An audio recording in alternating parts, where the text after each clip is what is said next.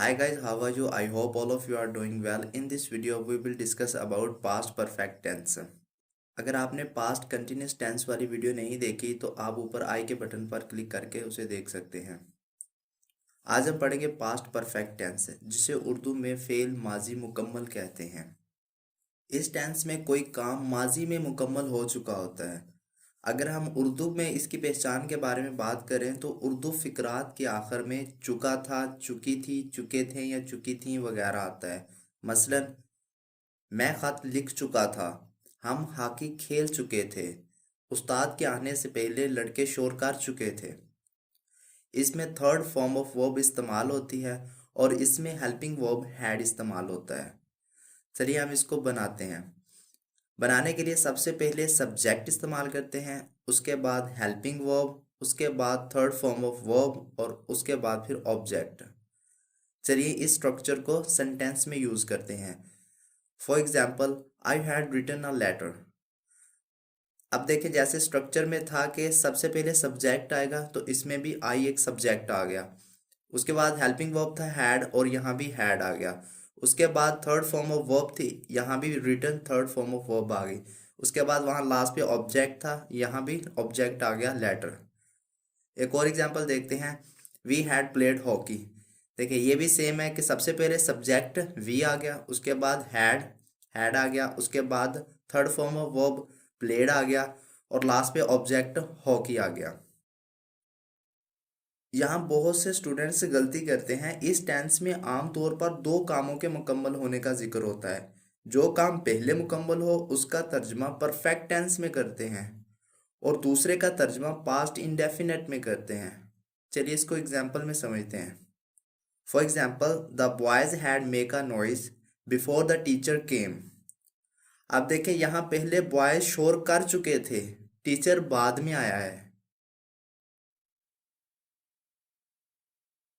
यहाँ मैं एक और बात क्लियर कर दूं कि बिफोर का मतलब होता है पहले, यानी किसी के आने से पहले या किसी के जाने से पहले कोई काम हो गया हो, इसके लिए यूज होता है बिफोर। एक और लफ्ज है ऑलरेडी। इसका मतलब होता है कि कोई चीज आपके पास पहले से मौजूद है। मसलन मैं पहले ही खाना खा चुका था या मैं पहले ही वहां जा चुका था।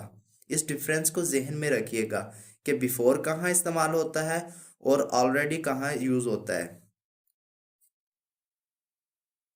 चलिए अब हम सीखते हैं कि मनफी किस तरह बनाते हैं। मनफी बनाने के लिए हेल्पिंग वर्ब के बाद नॉट लगाया जाता है। मसलन I had not written a letter. अब देखें सबसे पहले तो सब्जेक्ट आ गया आई, उसके बाद हैड हेल्पिंग वर्ब आ गया, उसके बाद नॉट आ गया। इसी तरह एक और एग्जांपल देखते हैं, we had not played hockey. इसमें भी सबसे पहले सब्जेक्ट, उसके बाद हेल्पिंग वर्ब, उसके बाद नॉट, उसके बाद फिर वर्ब और ऑब्जेक्ट आता है। अब हम देखते हैं कि सवालिया किस तरह बनाते हैं। सवालिया बनाने के लिए हेल्पिंग वर्ब को फाइल से पहले लगाया जाता है और आखिर में सवालिया निशान लगाया जाता है। For example, had I written a letter. क्या मैं खत लिख चुका था। अब देखिए अगर सिंपल सेंटेंस बनेगा I had written a letter. इसमें से क्या किया है, जस्ट हैड को उठा के हमने शुरू में लेके आए हैं बस। एक और एग्जांपल देखते हैं, हैड वी प्लेड हॉकी। क्या हम हॉकी खेल चुके थे। अब हम देखते हैं कि डबल सवालिया किस तरह बनाते हैं। डबल सवालिया बनाने के लिए क्वेश्चन वर्ड को सादा सवालिया फिक्रे के शुरू में लगाया जाता है और आखिर में सवालिया निशान लगाया जाता है। For example, how had he written a letter. अब देखें एक जो सवालिया सादा बनेगा वो कौन सा बनेगा, had he written a letter. यहां तक बन गया एक सादा सवालिया फिक्रा। अगर इसके शुरू में हमने हाउ लगा दिया तो ये डबल सवालिया बन गया है। इसी तरह when had we played hockey, इसमें भी देखें हैड वी प्लेड हॉकी, ये एक सादा सवालिया बन गया है और अगर शुरू में हमने व्हेन लगा दिया है तो ये डबल सवालिया बन गया है। अब हम देखते हैं कि मनफी सवालिया किस तरह बनाते हैं। मनफी सवालिया बनाने के लिए फाइल से पहले अमदादी फेल और फाइल के बाद नॉट लगाते हैं और आखिर में सवालिया निशान लगाते हैं। कैसे, एग्जाम्पल से समझते हैं। For example, had I not written a letter, अब देखें यहाँ जो सब्जेक्ट है इसके बाद हमने नॉट लगाया है और इसके पहले हमने हैड लगाया है। एक और एग्जांपल देखते हैं, had we not played hockey. यहाँ देखिए सबसे पहले हेल्पिंग वर्ब आ गया, उसके बाद वी सब्जेक्ट आ गया, उसके बाद नॉट, उसके बाद वर्ब और उसके बाद फिर हॉकी यानी कि ऑब्जेक्ट।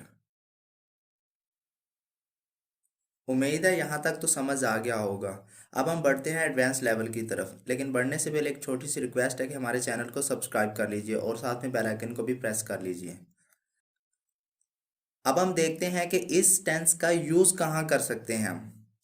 पहला यूज कर सकते हैं to describe an action that happened before another certain action in the past.